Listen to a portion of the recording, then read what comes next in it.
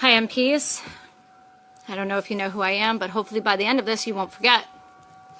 I know it's easy to forget who we are, so let's see if this one sticks. I served my country at the age of 18. I went to war on behalf of you. A war I now know, and so many of us know, was built on lies. I've buried friends under the same flag hanging in this room, and I've watched the same flag burned outside these walls while you all stand silent calling it freedom when we all know it's terrorism. Here's the truth. Canada doesn't count veteran suicides. You never have. If you don't count us, then you don't have to admit that you failed us. Every single day since Afghanistan, another Canadian veteran dies by suicide. Sometimes two, sometimes more, but you wouldn't know that. And the government of Canada still refuses to track it, publish it, or face it. You hide behind one outdated study from 2016, and that is not enough.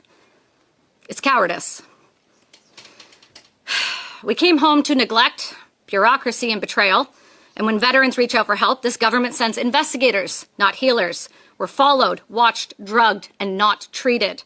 And when that doesn't work, our system offers us death. I helped break the story when Veterans Affairs began offering MAID to this lovely lady right here on my show. You said it stopped. Fun fact, it hasn't.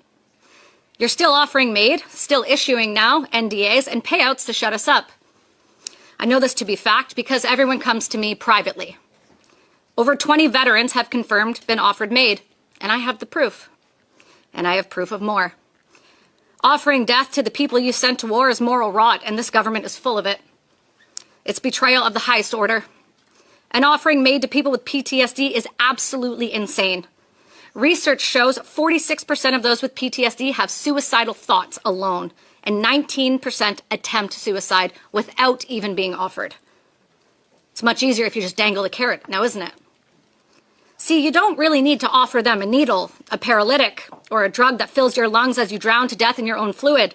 You can just, offer them help. Instead, you threaten our benefits if we speak out. I know this because you send PIs to follow me around. And you threaten me in emails, and your own MP and your own Prime Minister has done it. I know this because I also have it in writing. Your silence with us is just bureaucracy and fear.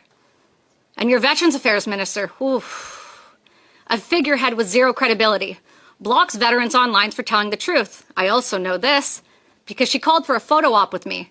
And when I said no, she began blocking my posts on social media for me calling her out for her hypocritical continued behavior. Because weak leaders like Jill McKnight breed case managers who think they can get away with anything, including to offer us to die. One of the reasons I say this so confidently is because I just did a press conference this morning with MAID and the expansion you guys are all wanting to roll out. At the same time, which is really fun, Senator Pamela Wallin of Saskatchewan is facilitating a backdoor closed meeting with MPs and senators with Canada's government-funded pro-death cult Dying with Dignity tonight, and you can all join. Lobbying our government to continue to expand death as a solution for the disabled, the homeless, mentally ill, and our veterans. The senator who says she cares about veterans' lives built a political platform off of us, and today she is lobbying in another room to kill us. You don't fix a broken system by euthanizing it, people. And while you fund death and continue to expand in 2027, you deny life-saving treatments. I don't know, psychedelic-assisted therapy, let's take that. A proven, peer-reviewed study and treatment to treat PTSD and depression. Other nations across the globe not only study it, but successfully use it. And Canada continues to bury it in red tape. I know this because I am the only person in Canadian history to legally receive medical psilocybin outside of a clinical trial. Before I was approved, Health Canada offered me electroshock therapy, and I am so sorry they offered that to you, don't you dare. There are other solutions, people. So think about that. This government would rather electrocute somebody who has a traumatic brain injury's brain into absolutely nothing instead of offering me a plant. One of the reasons I'm alive, and only reasons I'm alive, is because of Apex Labs fought through the extensively difficult special access program, not this government. They actually did everything they could to stop me. Every treatment that has helped me has come from outside of Canada, except for Dr. Greg Passy in Vancouver. Paid for by Americans like Heroic Hearts Project, Defenders of Freedom, and private donors, not this government. While you hand out opioids and vending machines, acting like you're helping, we're begging for actual solutions you refuse to provide. This is what betrayal looks like. You spend $32 billion a year on Indigenous and veterans programs, yet the money never reaches the people who needs it. It dies in committees like this, paperwork, and photo ops. Meanwhile, $500 million go to foreign wars, while the soldiers who fought for this one can't get basic care. So let's be radically honest here, shall we? This room, this hearing, is theater, and every single one of you know it. Because somewhere in this country that used to look and act, smell, talk, and walk like Canada, a veteran won't make it to the morning.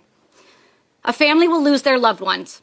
A child will grow up without a parent, and the void they will leave will never ever be filled. It won't be because they were weak, not because they didn't try every single minute of their life just to keep breathing. It will be because this country that sent them to war and keeps sending kids to war built on lies refuses to bring them all the way home. And it will be your fault. The blood will be on your hands, not mine this time. And I will tell anybody who asks if they want to join, don't. They will leave you to die and step over your body to hand an immigrant your benefits, the ones you fought your whole career for. Veterans aren't asking for pity. We're demanding accountability. Count every death. Publish the data. Stop offering MAID as a policy. Have we lost our damn minds? Fund the treatments that work. Train actual case managers who speak English and know what we are going through. Stop selling our care to insurance companies like Manulife, because you did that too. You call us heroes when it's convenient, and you call us terrorists when we speak up. That's not leadership, it's shame. We were trained to fight for this country, and now we're forced to fight against it, just to stay alive after serving it. So yes, I live with PTSD, a traumatic brain injury, major depressive disorder, hearing loss, and treatment-resistant depression. But I'm still here.